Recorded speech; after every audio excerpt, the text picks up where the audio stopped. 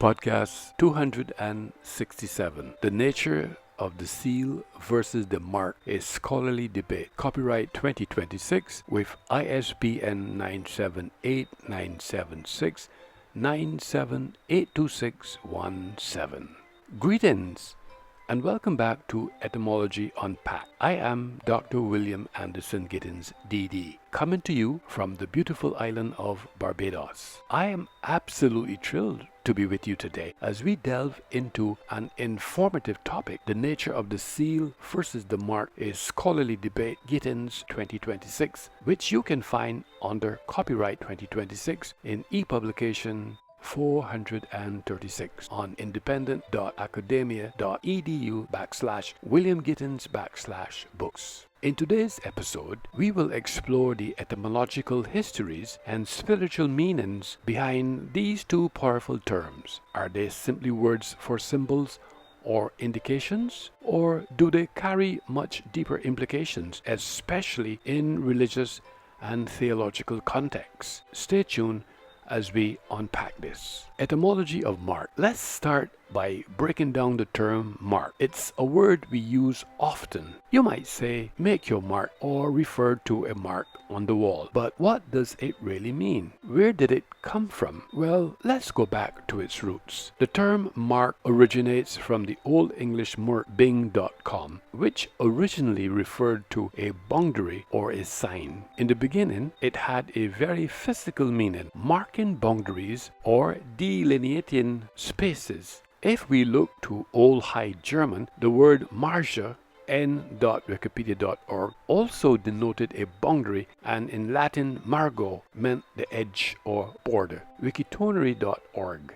These terms give rise to the border concept of a mark being an indication or symbol. By the 12th century, the word evolved to include meanings beyond physical delineations, expanding to include things like a symbol or even a grade. You know, when you get a mark for a test. So, in its early use, the word mark was all about borders and limits. But over time, its usage grew, reflecting a broader range of meanings. Etymology of seal. Now, let's turn to the term seal. Is it similar to mark, or is it something entirely different? In my research, I found that the word seal comes from Old French seal, online etymology dictionary, and Latin selinum, both of which referred to a stamp or symbol used for authentication or security, en.wikitonary.org, whereas a mark could signify a boundary or a simple indication. A seal inherently carried a sense of authority, security, and protection. In ancient civilizations, seals were often used to authenticate documents or represent the power of the sender, like a king or a ruler. The seal functioned not just as a symbol, but as an actual means of securing something, closing it off to ensure its authenticity or security. As time went on, the concept of sealing evolved to represent anything that was closed or secured, especially in legal or formal contexts. So while a mark might symbolize a border, a seal is all about authenticity, protection, and securing one's authority. This distinction is essential when we start looking at their use in more spiritual or theological contexts.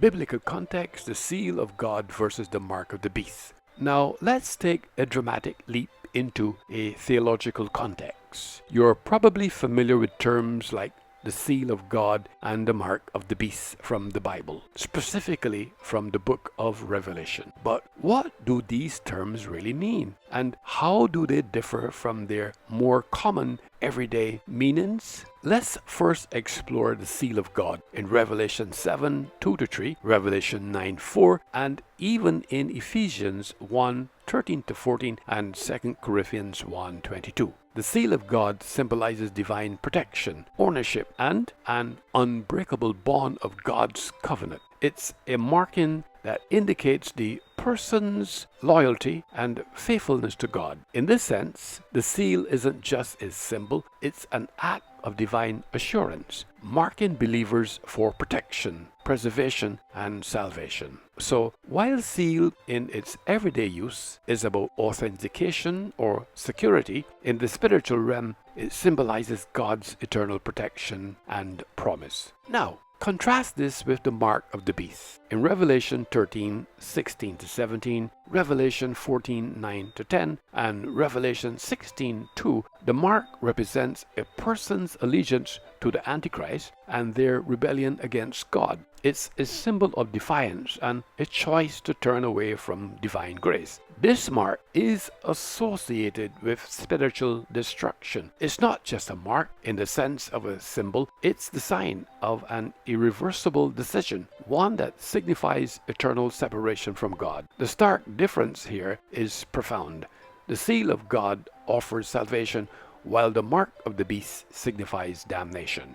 So, while both terms begin as seemingly neutral or even simple, in the biblical context, they carry incredibly significant spiritual weight. I invite you to explore the full debate and share your thoughts. Culture theorists' implications of seals and marks. This conversation explores how seals and marks function as significant cultural artifacts that influence the behavior and identity of writers, podcasters, photojournalists, media arts specialists, culture theorists, and doctors of divinity. By examining the implications of these symbols within their respective fields, we can better understand how they impact cultural production, authenticity, and authority. In various cultural contexts, seals and marks serve as critical indicators of authenticity, authority, and identity. This analysis seeks to understand how such symbols shape the cultural behaviors and practices of individuals across different disciplines, specifically focusing on writers, podcasters, photojournalists, media arts specialists, cultural theorists, and doctors of divinity. As symbols deeply rooted in social constructs, seals and marks impact not only individual behavior, but also collective cultural narratives. Seals and marks, definitions, and contextual framework. A seal traditionally used for authentication represents a form of legitimacy and authority. Eisenberg 2019. In contrast, whether it be a logo, signature, or other identifying feature, functions similarly to signify ownership and authenticity, while additionally conveying cultural nuances. Bourdain 1984. Both elements contribute to the way individuals and institutions are perceived within their respective cultural domains. Impact on writers. For writers, seals and marks often manifest through publisher logos or personal signatures, which represent an endorsement of the content's quality. A seal of approval from reputable literary organizations can significantly affect a writer's credibility and perceived value in literary circles. Smith 2020. Consequently, this acknowledgement influences the writer's creative expression, guiding choices around language and themes that resonate with their audience. Influence on podcasters and media arts specialists. As a podcaster, I utilize marks as a means of brand identity. Distinctive logos and taglines help establish recognition and trust among listeners. Johnson & Smith 2021. Additionally, the authenticity conveyed through a well-recognized mark can cultivate a loyal audience, ultimately shaping the content produced and the cultural discourse that follows. Similarly, as a media arts specialist, I rely on visual and auditory seals like watermarks and production credits that ensure the integrity of my work and influence viewer engagement. Murray 2020. Role of photojournalists.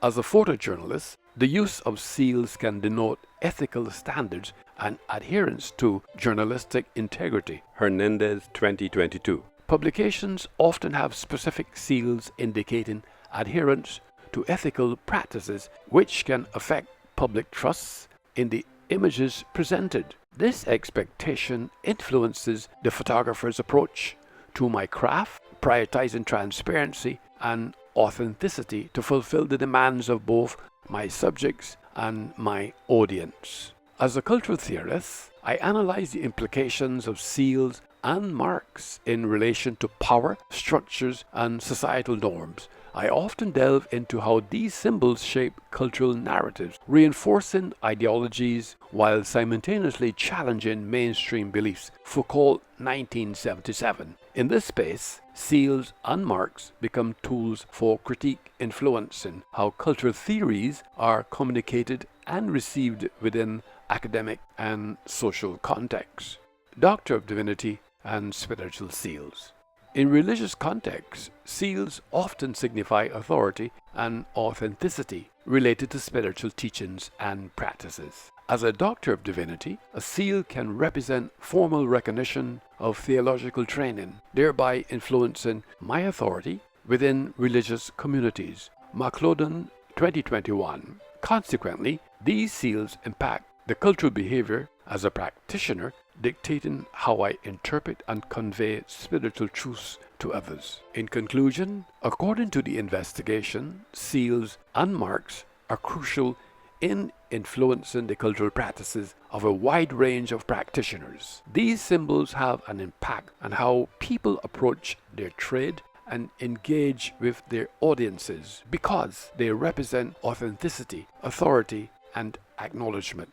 Gaining knowledge of this dynamic helps me to comprehend the wider effects of cultural creation. So, to wrap up, we've seen that words seal and mark have rich etymological histories, but their meanings evolve drastically depending on the context in which they're used. From their Old English and Latin roots to their religious and spiritual implications, both terms carry deep significance. The seal symbolizes protection, authority, and divine assurance, while the mark can signify boundaries, indications, or in biblical terms, a choice between salvation and damnation.